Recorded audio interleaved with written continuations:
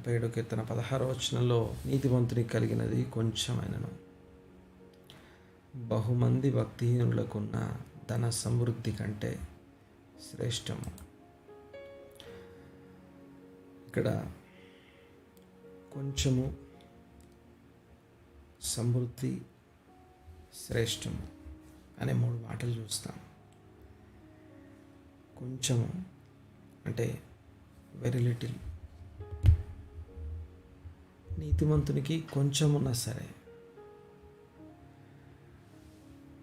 ఈ మాట గుర్తుపెట్టుకోవాలి మనం. నీతిమంతునికి కొంచెం ఉన్నా సరే ఆ కొంచెము బహుశ్రేష్టము. ఆ కొంచెము ధన సమృద్ధి. అది ఒక్కరి సమృద్ధి కాదు. భక్తిహీనులు కొంతమంది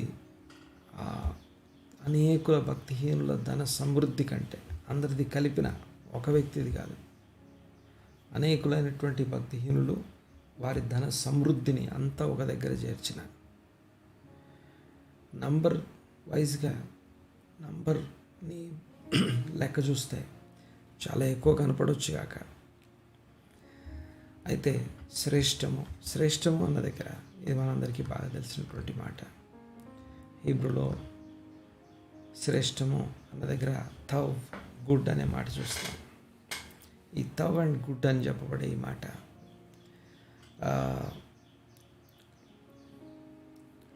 స్పిరిచువల్, లేకపోతే శ్రేష్టము, గొప్పది, మంచిది అని అర్థం. అది మంచిదైనట్టు దేవుడు చూచెను అన్నప్పుడు ఏ పదం వాడబడిందో ఆ పదాన్ని ఇక్కడ వాడుతున్నాడు. అంటే నీతిమంతునికి కలిగి ఉన్న కొంచెమైనా అది చాలా శ్రేష్టమైంది. నీతిమంతుని దీవెనలు అంటాం బైబిల్లో. ద బ్లెస్సింగ్స్ ఆఫ్ జెదెకిమ్. ఈ నీతిమంతుల దీవెనలు అనే దాంట్లో ఆ ఒక దీవెన ఏంటంటే నీతిమంతుడు తనకు కలిగినది.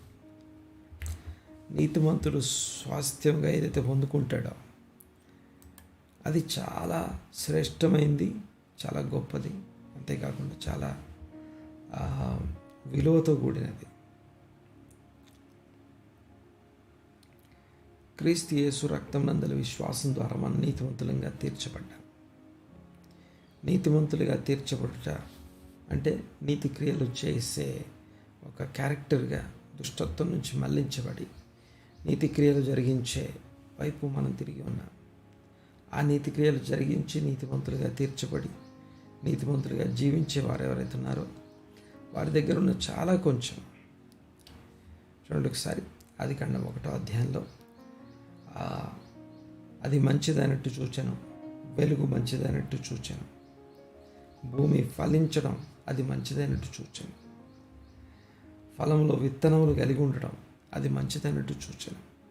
అలాగా ఆకాశ నక్షత్రాలు, తర్వాత జ్యోతులు, వాటిని చూపించి అది మంచిదైనట్టు చూచెను. అంటే ఏవేవి ఎక్కడెక్కడ ఉండాలో అవన్నీ చేరినప్పుడు దేవుడు అది మంచిదైనట్టు చూస్తున్నాడు. ఆ మంచిదైనట్టు చూచాను అని చెప్పడం కోసం ఏ పదం వాడతామో, ఏ పదం వాడబడిందో అదే ఎగ్జాక్ట్ వర్డ్ ఇక్కడ నీతిమంతుడు కలిగి ఉన్న కొంచెం గురించి రాస్తుంది.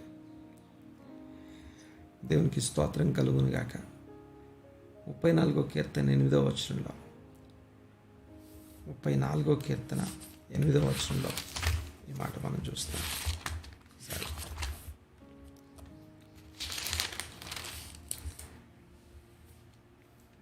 యెహోవా ఉత్తముడని రుచి చూచి తెలుసుకొనుడి, ఆయనను ఆశ్రయించు నరుడు ధన్యుడు. ఆ యెహోవా ఉత్తముడని అని రాస్తుంది కదా, ఆ ఉత్తముడు అని చెప్పేటప్పుడు కూడా తవ్, గుడ్ అనే పదం, సేమ్ పదం చూస్తాం. తర్వాత ఇక మనం ఇందులో చూసే రెండవ విషయం ఏంటంటే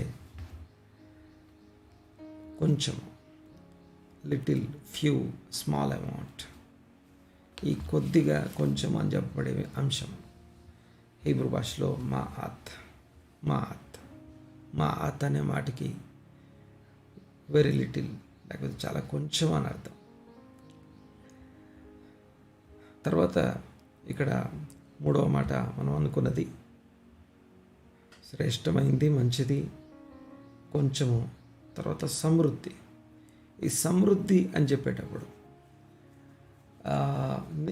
అనేకుల భక్తిహీనుల సమృద్ధి కంటే, ధన సమృద్ధి కంటే 16వ వచనంలో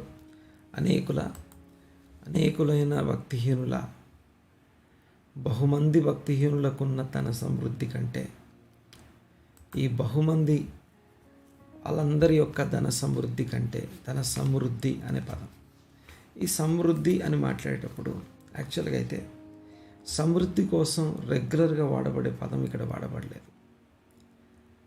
ఒకరి అభివృద్ధి, సమృద్ధికి సంబంధించి, అబండెన్స్కి సంబంధించిన విషయం ఇక్కడ వాడబడలేదు. కానీ అంటే భక్తిహీనులకు చాలా కలిగి ఉంది అని చెప్పట్లేదు. ఇక్కడ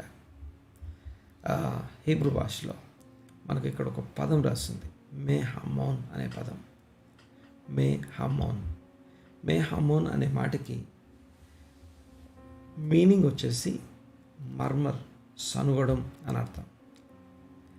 తర్వాత ఆ సనుగుడ్లో నుంచి వచ్చే రోర్ అంటాం, గర్జన, లేకపోతే ఏడుపు అని అర్థం. దీని ఇంకొక మీనింగ్ వచ్చేసి వెల్త్, మల్టిట్యూడ్, లేకపోతే అబండెన్స్ అనే పదాలు చూస్తాం. బట్ దాని ప్రైమరీ మీనింగ్ వచ్చేసి లిటరల్గా సనగడం అని అర్థం. అంటే ఈ వచనాన్ని చదివేటప్పుడు ఆ ప్రైమరీ మీనింగ్నే కనుక మనం కన్సిడర్ చేస్తే, భక్తిహీనుల అనేకమైనటువంటి సనుగులు, గొనుగులు కంటే నీతిమంతుడు కలిగి ఉన్నటువంటి కొంచెము అది చాలా గొప్పది అని చెప్పబడతా ఉంది. మరొకసారి రిపీట్ చేస్తాను.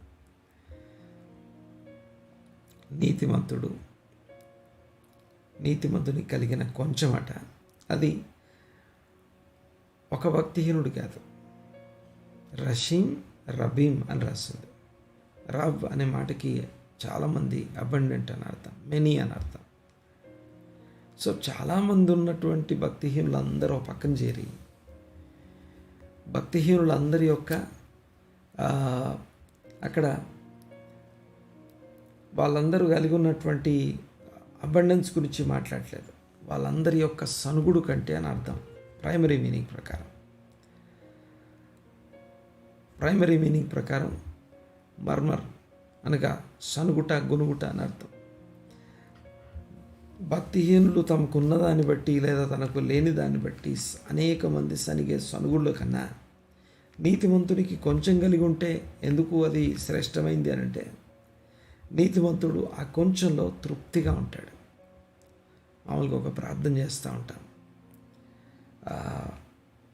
పర్సనల్గా ఎవరికోసమైనా ప్రార్థన చేయడానికి నోరు తెరిచినప్పుడు కొన్ని పదాలు, కొన్ని విషయాలు చాలా రెగ్యులర్గా వస్తాయి.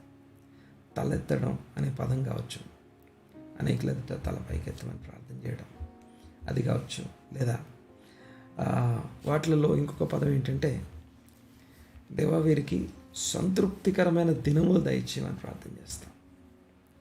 అంటే వీళ్ళకి ఆరోగ్యము, ఆస్తులు ఇవన్నీ కాదు, కానీ సంతృప్తి కలిగినటువంటి దినములు దయచేయమని ప్రార్థన చేస్తాం. ఈ మాట చూడండి ఒకసారి.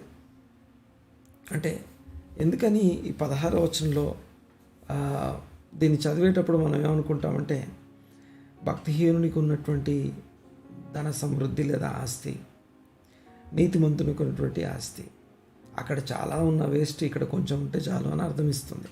కానీ అసలు విషయం ఏంటంటే, దేన్ని శ్రేష్టము, మంచిదని చెప్పబడుతుందంటే వారి యొక్క యాటిట్యూడ్,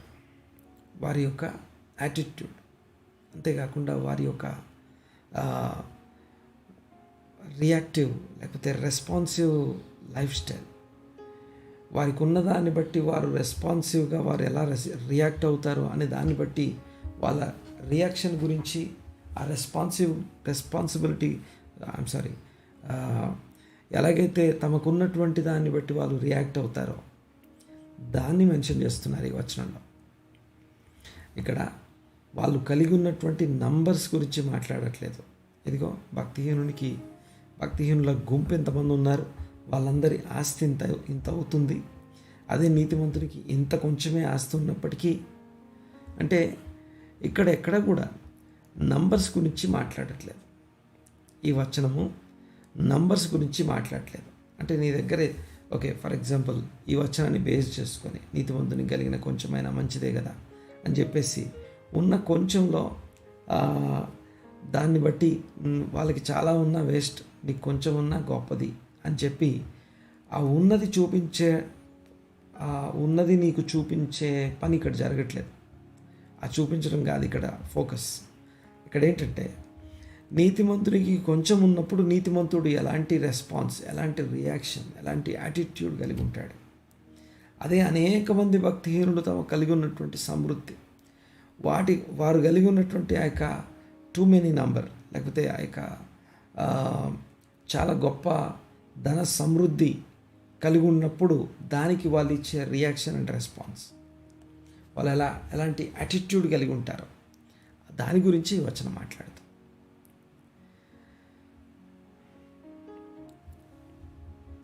తర్వాత ఇందులో మరొకసారి రిపీట్ చేస్తాను. నెంబర్ 1 కొంచెము, నెంబర్ 2 సమృద్ధి, నెంబర్ 3 శ్రేష్టం. ముందు మనం శ్రేష్టం అనే పదం మాట్లాడుకున్నాం. శ్రేష్టం అంటే గాడ్ ఈజ్ గుడ్, దేవుడు మంచి దేవుడు, దేవునిలో చెడుతనం ఏమీ లేదు, ఆయనలో ఈవిల్ అనేది లేదు, చెడుతనము లేనటువంటి వాడు.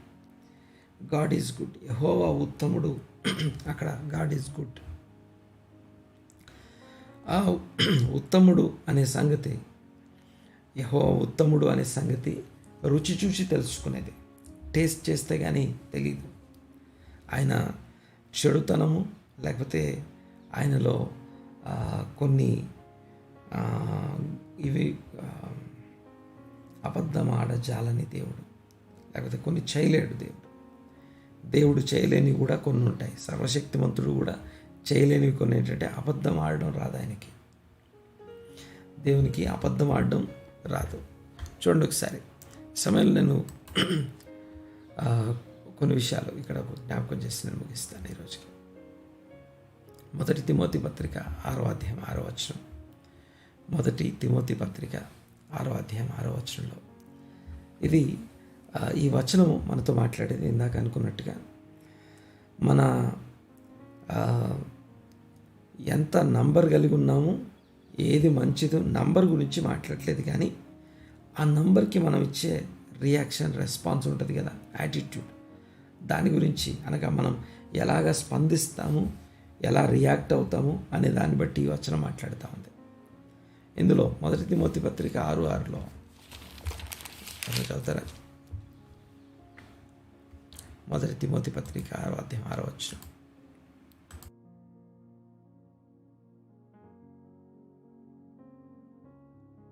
సంతుష్టి సహితమైన దైవభక్తి గొప్ప లాభసాధకమై ఉన్నది.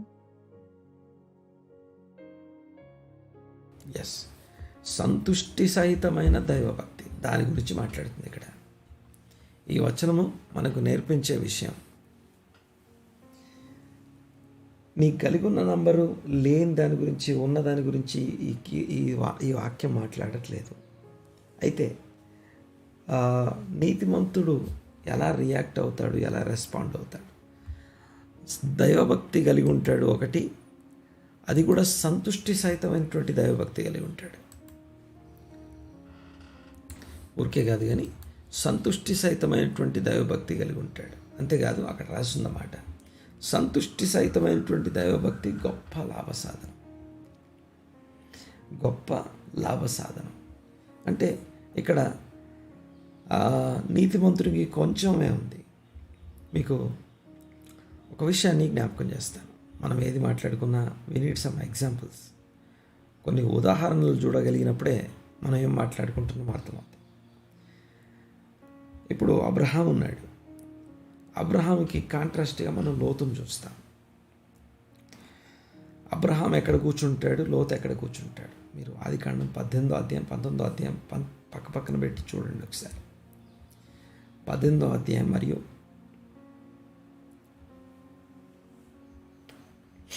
19వ అధ్యాయంలో కొన్ని విషయాలు చూస్తాం. అందులో అబ్రహాముకు ధన సమృద్ధి ఉందా లేదా అని అడిగితే అబ్రహాం గుడారం దగ్గర కూర్చున్నాడు, గుడారం బయట కూర్చున్నాడు అని రాసింది. అదే లోతు సొదమ గొమొర్రా గవిని దగ్గర కూర్చున్నాడు అన్నది. ఆ గవిని దగ్గర కూర్చోవడం అనేది తన పొజిషన్, అది తన స్థానం. అబ్రహాం ఏమో ఎక్కడో విల్డర్నెస్లో ఒక గుడారం ఎదుట కూర్చొని ఉంటే, అదే లోతు సొదమ గొమొర్రా పట్టణ ప్రముఖుడుగా ఉన్నాడు, పట్టణంలో ముఖ్యమైనటువంటి వ్యక్తి. అలాగే ఆ పెద్దల సభలో కూర్చోదగినటువంటి స్థాయిలో ఉన్నాడని అర్థం. గవిని దగ్గర కూర్చొని ఉన్నాడు. సరే, పాయింట్ ఏంటంటే నీతివంతుడు భక్తిహీనుడు అనే అంశాన్ని ఇక్కడ మాట్లాడేటప్పుడు ఇద్దరి యొక్క ముగింపు చూడండి ఒకసారి. అదే సొదొమ గొమొర్రా పట్టణ ప్రజల యొక్క నాశనం కోసం దేవుడు మాట్లాడినప్పుడు అబ్రహాం ప్రార్థన చేస్తున్నాడు.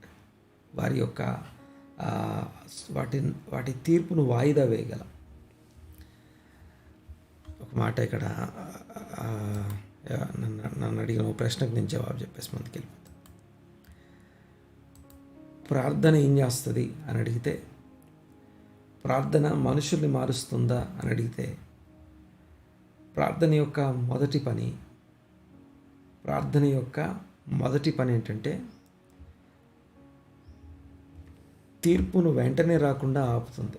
అంటే ఒక భక్తుడు భక్తిహీనుని కోసం లేకపోతే దేనికోసమైనా ప్రార్థన చేస్తే, సమూయేలు సౌలు కోసం ప్రార్థన చేస్తే సౌలు మీదికి రాబోయేటటువంటి ఆ యొక్క తీర్పును ఇంకొంచెం ప్రొలాంగ్ చేయబడుతుంది. ఒకటి. రెండు, ఆ ప్రొలాంగ్ చేయబడడం యొక్క ముఖ్యమైన ఉద్దేశం, it is an opportunity to repent and to come back. తిరిగి మారు మనసు పొందడానికి అదొక అవకాశం. సో అంటే మారు మనస్సును కలిగించలేదేమో డైరెక్ట్గా, కానీ మారు మనసు పొందడానికి అవకాశాన్ని సృష్టిస్తుంది. ఈ సొదొమ గొమొర్రా ప్రజల కోసం అబ్రహాం ప్రార్థన చేయడం కూడా అలాంటిదే. భక్తుల ప్రార్థనలు, నీతిమంతుల ప్రార్థన యొక్క ఉద్దేశం అది. సో పాయింట్ ఏంటంటే, ఇక్కడ సొదొమ కోసం గొమొర్రా కోసం ప్రార్థన చేస్తూ ఉంటే లోతేమో ఇంకో రకంగా రియాక్ట్ అవుతున్నాడు. సరే, అవన్నీ మాట్లాడడం నా ఉద్దేశం కాదు, కానీ నీతిమంతుని కలిగిన కొంచెము అనేది నా టాపిక్. ఆ కొంచెం కూడా ఏంటిది అదంటే, it is not about number, it is his reaction, response. తర్వాత అందులో ఏం కలిగి ఉన్నాడు అని అడిగితే సంతుష్టి సహితమైనటువంటి దైవభక్తి కలిగి ఉన్నాడు. నీతిమంతుడు దేవుని మీద ఆధారపడేవాడు. గమనించండి ఒకసారి. సొదొమ గొమొర్రా ఆ యొక్క నాశనం ముగింపు ఏంటి అని అడిగితే, నేల మొలకలను నాశనం చేయబడ్డాయి. అంటే భక్తిహీనుల నేల, వాళ్ళు చాలా సమృద్ధిలో ఉన్నారు అప్పటికి. లోతు ఆ యొక్క సొదొమ వైపు చూసినప్పుడు యెహోవా దీవించిన చేను లేకపోతే ఏదైనాలాగా కనిపించిందట. చాలా సమృద్ధితో ఉంది. ఆ సమృద్ధి ఏం చేసింది, చివరికి ఎక్కడికి పోయింది అంటే, అది భక్తిహీనుల సమృద్ధి. అది ఎక్కడి దాకా పోయిందంటే, చివరికి ముగింపు ఏంటంటే, ఆ అగ్నిగంధకాలు పడ్డాయి. ఆ పడ్డటువంటి అగ్నిగంధకాలు ఏం చేశాయి అని అడిగితే, ఆ ప్లేస్ని నిర్జీవంగా మార్చేశాయి. ఎంత నిర్జీవం అంటే, నేలలో నుంచి ఏం మొలకెత్తది ఇంకా. అది భక్తిహీనుని సమృద్ధి యొక్క ముగింపు. ఇక్కడ నంబర్ గురించి కాదు, రియాక్షన్ ఆ రెస్పాన్స్ గురించి అని మాట్లాడుకుంటున్నాం. తర్వాత అయితే అబ్రహాము కలిగి ఉన్నది కొంచెమైనను, అది నీతిమంతుని కలిగిన కొంచెమైనను అది ఆశీర్వాదకరంగా ఉండాలి. అది మంచిది, లేకపోతే గుడ్, శ్రేష్టం. ఆ శ్రేష్టము లేకపోతే ఉత్తమము అని అర్థం, మంచిది. ఇదే అబ్రహాము ఆ యొక్క సొదొమ గొమొర్రా పట్టణాలకు జరిగినటువంటి ఆ నేల మొలకల నాశనం అనే దానికి కాంపన్సేట్ చేస్తూ, దానికి కాంపన్సేషన్ కింద అబ్రహాం ఒక పని చేస్తాడు. ఏంటంటే, ఒక పిచ్చుల వృక్షం నాటెను అని రాసి ఉంటుంది. ఒక వృక్షం నాటబడుతుంది అంటే, ఒక వృక్షం నాటుట అనేది జనరల్ విషయం అది, కానీ వాక్యంలో స్పెసిఫిక్గా ఒక వర్స్ రాస్తుంది ఈ మాట చెప్పడానికి. ఎందుకని ఇది పర్టికులర్గా రాయబడింది అంటే, ఈ కొంచెం ఏం చేస్తుందంటే కంపన్సేట్ చేస్తుంది. భక్తిహీనునికి ఉన్నటువంటి సమృద్ధి మరలా రీప్రొడ్యూస్ చేయడానికి, లేకపోతే నేల ఆ యొక్క మొలకలు కూడా నాశనం అయిపోతాయేమో. అదే భక్తుడికి ఎవరైతే ఉన్నారో, లేకపోతే నీతిమంతుడు ఎవరైతే ఉన్నారో, నీతిమంతుడు విశ్వాసం మూలంగా జీవించును. విశ్వాసం ద్వారా ఉచితంగా నీతిమంతులంగా తీర్చబడ్డాం. ఆ విశ్వాసం మూలంగా జీవించేవారు నేల మొలకెత్తడం అసాధ్యమైన చోట ఒక చెట్టు నాటగలిగినంత సమృద్ధి కలిగి ఉంటాడు. మొలకెత్తనటువంటి స్థలంలో కూడా మొలకెత్తేటట్టు చేయగలడు. తరువాత అబ్రహాం కుమారుడైనటువంటి ఇస్సాకు గురించి ఏం రాస్తుంది? ఇస్సాకు కరువులో విత్తనం విత్తి 100 పంట కోసాను. అక్కడున్న వారెవ్వరికీ పంటలు పండట్లేదు, వారందరూ కరువులో ఉన్నారు. కానీ నీతిమంతుడైనటువంటి ఇస్సాకు కరువులో విత్తనం విత్తి 100 పంట కోసాను. ఇక్కడ it is not about number. దయచేసి నంబర్ని, లేకపోతే ఎంత కలిగి ఉన్నాము, ఎంత లేదు, ఎంత ఉండాల్సి ఉండే, అది ఫోకస్ కాదు. పాయింట్ ఏంటంటే ఆ ఉన్నదానికి మనం ఎలా రియాక్ట్ అవుతున్నాం, ఎలా రెస్పాండ్ అవుతున్నాం, ఉన్నదాన్ని ఎలా వినియోగిస్తున్నాం. అబ్రహాం సొదొమ గొమొర్రా కోసం ప్రార్థన చేశాడు. ఇప్పుడు ఇస్సాకు ఫిలిస్తీన్ల కోసం ప్రార్థన చేయాల్సినటువంటి ఇస్సాకు ఆ ఫిలిస్తీన్ల మధ్యలో విత్తనం విత్తి పంటకు వస్తున్నాడు. ఎప్పుడిది? కరువులో అదే సంవత్సరం అందు పంట వేసి 100 పంట కోసాడు. 100% రిజల్ట్ వచ్చింది. 100% హార్వెస్ట్ తీయగలిగాడు. అంటే అందరికీ కరువు ఉంది, మరి నీతిమంతుడు కూడా కరువు ఉంది కదా. ఆ కరువులో తన దగ్గర ఉన్న కొంచెము అది మిగతా వాళ్ళందరినేమో కరువులోను, నష్టంలోను, కష్టంలో ఉంచితే నీతిమంతునికి ఉన్నటువంటి ధన సమృద్ధి చాలా కాదు, కొంచెమే ధన సమృద్ధి, లేకపోతే కొంచెం ఉన్నటువంటి విషయం ఎత్తుందో కరువులో విత్తనం విత్తి అతడు క్రమక్రమంగా అభివృద్ధి చెందాడని రాసి ఉంటుంది. అతడు క్రమక్రమంగా అభివృద్ధి చెందాడు. ఆ అభివృద్ధి వెనకాల మిగతా వాళ్ళెవ్వరికి వాళ్ళ దగ్గర ఉన్నది కూడా వారికి ఉపయోగపడట్లేదు. తర్వాత యాకోబు గురించి కూడా అలాగే చూస్తాం. యాకోబు శాలరీని 10 సార్లు మార్చాడు లాబాను. అంటే ఆ మార్చిన ప్రతిసారి భక్తిహీనుని యొక్క, లేకపోతే భక్తిహీనుని యొక్క ఆలోచన ఎలా ఉంటుందంటే, ఆ శాలరీ మార్చడం వెనకాల తనకున్న ఉద్దేశం ఏంటంటే, ఆ శాలరీ తక్కువ ఇవ్వచ్చు, నాకు ఎక్కువ మిగుల్చుకోవచ్చు అనేది లాభాని యొక్క ట్రిక్. అయితే తక్కువ ఇచ్చి ఎక్కువ మిగిల్చుకుందాం అనుకున్న ప్రతిసారి నీతిమంతునికి కలిగిన కొంచెము అది అతనికి భక్తిహీనులందరి యొక్క ధన సమృద్ధి కంటే కూడా అది చాలా శ్రేష్టమైంది. ఇదే యాకోబు ఎంత శాలరీ మార్చినా చివరికి రాసిందన్నమాట. ఒంటరిగా ఒక చేతి కర్రతో వచ్చినవాడు ఇప్పుడు ఎలా మారిపోయాడంటే, యాకోబు తను అనుకున్న దానికన్నా 200 కనపడుతున్నాడు. అంటే యాకోబును 2గా డివైడ్ చేసి అప్పుడు దేవుని స్తుతిస్తాడు. మనం లెక్క చూసుకుంటే ఏ స్థితి నుండి ఏ స్థితి దాకా వచ్చాం, ఏ రోజు నుంచి ఏ రోజు దాకా మనం బయలుదేరి వచ్చాం. మొన్న 20 సంవత్సరాల సంబంధించినటువంటి దాంట్లో మాట్లాడుతూ ఈ 20 సంవత్సరాల్లో జాయిన్ మిషన్ అనే ఈ సంస్థ ఎంత ఖర్చు పెట్టింది అని అడిగితే ఆ రోజు ఒక నంబర్ చెప్పుకున్నాను. 5 కోట్ల రూపాయలు ఖర్చు పెట్టాను. పరిచర్యలో 5 కోట్ల రూపాయలు ఖర్చు పెట్టాను. ఎక్కడి నుంచి తీయగలిగాం, ఎక్కడి నుంచి తీసుకొచ్చాం, ఎక్కడి నుంచి వచ్చాయి డబ్బులన్నీ గమనించండి ఒకసారి. It is not about how much number we have, ఎంత నంబర్ కలిగి ఉన్నాం అన్నది కాదు. మనం నీతిమంతులలా జీవిస్తున్న నీతిమంతుల రియాక్షన్, ఆ యొక్క నీతిమంతుల యొక్క యాటిట్యూడ్ మనం కలిగి ఉన్నామా లేదా. సో పాయింట్ ఏంటంటే, ఏమి లేని చోట వారిలో ఒంటరైన వాడు 10,000 మంది అవుతాడు. తర్వాత ఏమీ లేని చోట దేవుడు సమస్తమును సృష్టించగలడు. శూన్యంలో నుండి సమస్త సృష్టిని చూడగలడు, దాన్ని మాట్లాడి పిలవగలడు. దేవునికి స్తోత్రం కలుగునుగాక. ఒకవేళ ఈరోజు ఎవరైనా సరే నంబర్ చేతిలో పట్టుకొని నంబర్ వైపు చూస్తూ, నాకు కొంచెమే ఉంది కదా, కొద్దిగా ఉంది కదా, కొంచెంలోనే ఉన్నాం కదా అని నువ్వు ఆలోచిస్తూ ఉంటే దయచేసి ఈ మాట మీకోసమే, మనందరి కోసమే.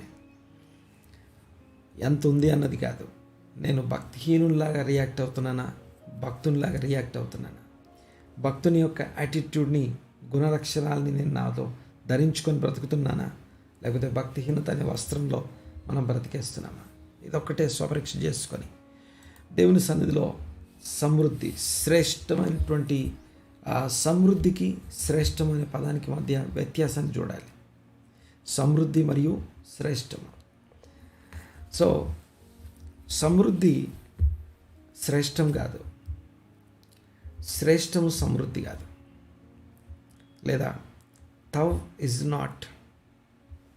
హీబ్రూలో సమృద్ధి అంటానికి ఏం మాట్లాడుకున్నాం మనం ఇందాక? ఏం చెప్పాను? ఏ పదం చెప్పాను? సమృద్ధి అంటానికి ఏం పదం చెప్పాను? రబీం. నో. రబీం అంటే బహు. రషీం రబీం అంటే బహు వికుడు. యాక్చువల్గా భక్తిహీనులు అనే పదం కరెక్ట్ కాదు, అది దుష్టులు అని రావాలి అక్కడ.